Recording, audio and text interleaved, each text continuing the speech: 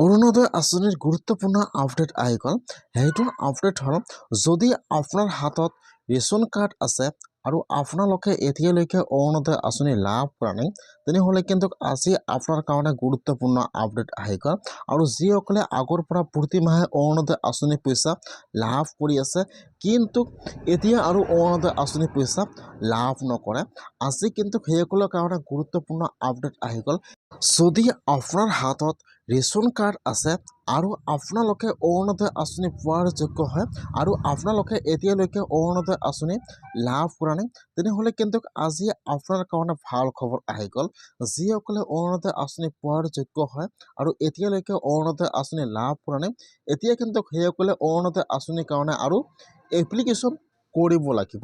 যদি আপোনালোকে অৰুণোদয় আঁচনিৰ এপ্লিকেশ্যন নকৰে, তেনেহ'লে কিন্তু আপোনালোকে অৰুণোদয় আঁচনি লাভ নকৰিব।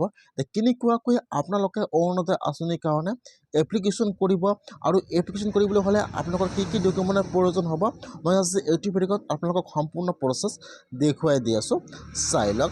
এইটো হৈছে কিন্তু অৰুণোদয় আঁচনিৰ এপ্লিকেশ্যন ফৰ্ম। মই কিন্তু আপোনাৰ সুবিধাৰ কাৰণে অৰুণোদয় আঁচনিৰ এপ্লিকেশ্যন ফৰ্মটো মোৰ ডিছক্ৰিপশ্যনত দি দিছোঁ। আপোনালোকে ফাৰ্ষ্ট ফৰ্মটো ডাউনলোড কৰি প্ৰিণ্ট কৰি লৈ ল'ব। তাৰপিছত আপোনালোকে ফৰ্মটো ফিল আপ কৰিব লাগিব আৰু ইয়াৰ লগত আপোনাৰ সকলো ডকুমেণ্ট দিব লাগিব আৰু জমা কৰিব লাগিব। এতিয়া আপোনালোকে ফৰ্মটো কেনেকৈ ফিল আপ কৰিব, ক'ত জমা কৰিব, কি কি ডকুমেণ্ট দিব লাগিব, সম্পূৰ্ণ প্ৰচেছ চাই লওক।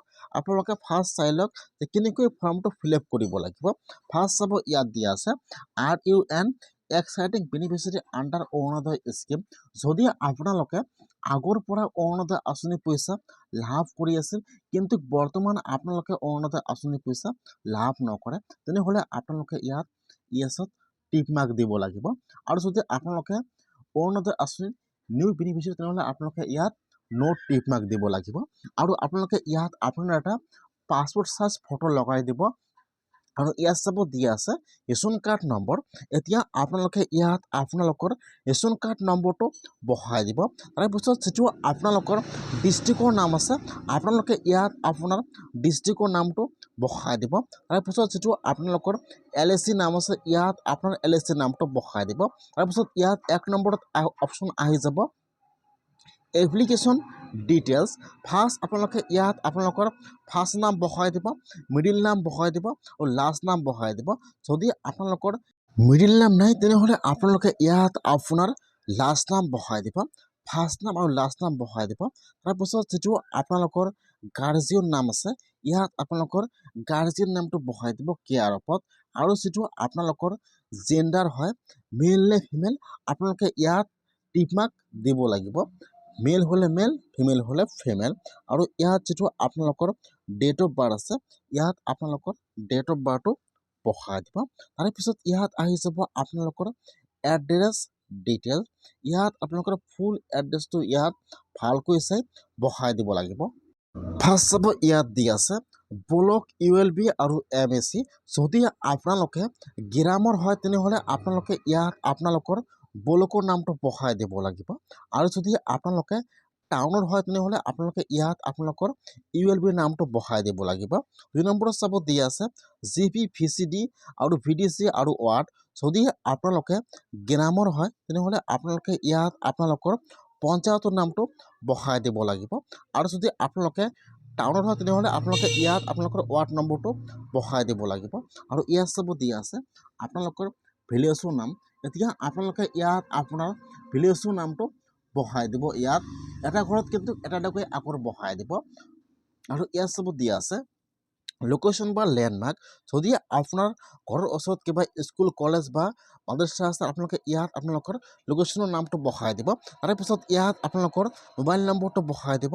আৰু তাৰপিছত যিটো ইয়াত আপোনালোকৰ পোষ্ট অফিচৰ পিনক'ড নম্বৰ আছে, আপোনালোকে ইয়াত আপোনালোকৰ পিনক'ড নম্বৰটো বহাই দিব। তাৰপিছত ইয়াত আপোনালোকৰ হাউচ নম্বৰটো বহাই দিব।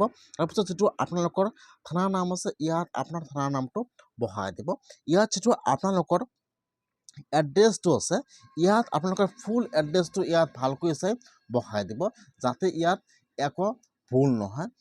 তাৰপিছত ইয়াত আহি যাব প্ৰপাৰ্টি হাউচহল্ড। ইয়াত চাব, ইয়াত কিন্তু 4-5টা অপশ্যন দিয়া আছে। ফাৰ্ষ্ট দিয়া আছে বিধৱা মহিলা যদি আপোনালোকে বিধৱা মহিলা হয় আৰু আপোনালোকে এতিয়ালৈকে অৰুণোদয় আঁচনিৰ পইচা লাভ কৰা নাই তেনেহ'লে কিন্তু আপোনালোকে ফাৰ্ষ্ট বিধৱা মহিলাসকলে অৰুণোদয় আঁচনি পাব লাগে। ইয়াত চাব ফাৰ্ষ্ট বিধৱা মহিলাসকল 2 নম্বৰত চাব দিয়া আছে হেণ্ডিকেপ যদি আপোনালোকে হেণ্ডিকেপ হয় তেনেহ'লে আপোনালোকে অৰুণোদয় আঁচনি লাভ কৰিব। ইয়াত কিছুমান গাইডলাইন দিয়া আছে আপোনালোকে যি হয় আপোনালোকে ইয়াত চাই লৈ টিক মাৰ্ক দিব লাগিব। ইয়াত চাব আপোনালোকে ইয়াত চাই লৈ টিক মাৰ্ক দিব লাগিব যে মই এইটো হয়। আৰু ইয়াত চাব দিয়া আছে 4 নম্বৰত বেংক একাউণ্ট ডিটেইলছ আপোনালোকে ফাৰ্ষ্ট ইয়াত আপোনালোকৰ বেংকৰ একাউণ্ট নম্বৰটো বহাই দিব তাৰপিছত ইয়াত বেংকৰ নামটো বহাই দিব তাৰপিছত ইয়াত আপোনালোকৰ ব্ৰাঞ্চৰ নামটো বহাই দিব তাৰপিছত যিটো আপোনালোকৰ বেংকৰ IFSC কোড নম্বৰ আছে ইয়াত আপোনালোকে বেংকৰ IFSC কোড নম্বৰটো বহাই দিব। আপোনালোকে জানি লওক আপোনালোকে ইয়াত যিটো একাউণ্ট দিব এইটো একাউণ্ট যাতে আধাৰ কাৰ্ড আৰু DBT লিংক থাকে নহ'লে কিন্তু আপোনালোকে অৰুণোদয় আঁচনি পইচা লাভ নকৰিব। আপোনালোকে ইয়াত ইয়েছত টিক মাৰ্ক দিব।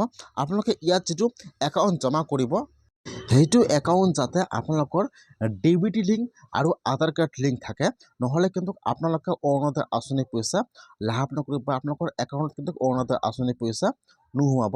সেইকাৰণে আপোনালোকে ইয়াত যিটো একাউণ্ট জমা কৰিব বা ইয়াত যিটো একাউণ্ট নম্বৰ দিব সেইটো একাউণ্ট যাতে আপোনালোকৰ আধাৰ কাৰ্ডৰ সৈতে লিংক হৈ থাকে আৰু আপোনালোকে ইয়াত ইয়েছত টিক মাৰ্ক দিব যিটো আপোনালোকে ইয়াত আপোনালোকৰ একাউণ্টটো জেৰক্স কৰি দি দিব যাতে ইয়াত আপোনালোকৰ যদি একো ভুল হয় আপোনালোকৰ জেৰক্স কৰি পৰা লিখিব পাৰিব। এতিয়া ইয়াত চাব দিয়া আছে মাই আধাৰ কাৰ্ড ইজ এতিয়া আপোনালোকে ইয়াত আপোনালোকৰ আধাৰ কাৰ্ড নম্বৰটো বহাই দিব তাৰপিছত যিটো আপোনালোকৰ ভোটাৰ ID কাৰ্ড নম্বৰ আছে আপোনালোকে ইয়াত আপোনাৰ ভোটাৰ ID কাৰ্ড নম্বৰটো বহাই দিব। ফাৰ্ষ্ট বহাই দিব আধাৰ কাৰ্ড নম্বৰ 2 নম্বৰত বহাই দিব ভোটাৰ ID কাৰ্ড নম্বৰ আৰু ইয়াত চাব আপোনালোকে ইয়াত ইয়েছত টিক মাৰ্ক দিব যে মই অৰুণোদয় আঁচনি পোৱাৰ যোগ্য হয় মই অৰুণোদয় আঁচনি পোৱা নাই মই অৰুণোদয় আঁচনি পাব লাগে। যদি আপোনালোকে পিছত কিন্তু অৰুণোদয় আঁচনি পোৱাৰ যোগ্য নহয় তেনেহ'লে আপোনালোকৰ পিছত সৰটকা ঘূৰাই দিব লাগিব। কিন্তু ইয়াত কিছুমান গাইডলাইন দিয়া আছে আপোনালোকে এবাৰ চাই ল'ব তাৰপিছত আপোনালোকে ইয়াত ফৰ্মত ছিগনেচাৰ কৰি দি দিব। ইয়াত চাব যদি আপোনালোকে ছিগনেচাৰ কৰিব নাজানে আপোনালোকে থাম্ব লগাই দি দিব। এইটো হৈছে আপোনালোকৰ ছিগনেচাৰৰ অপশ্যন।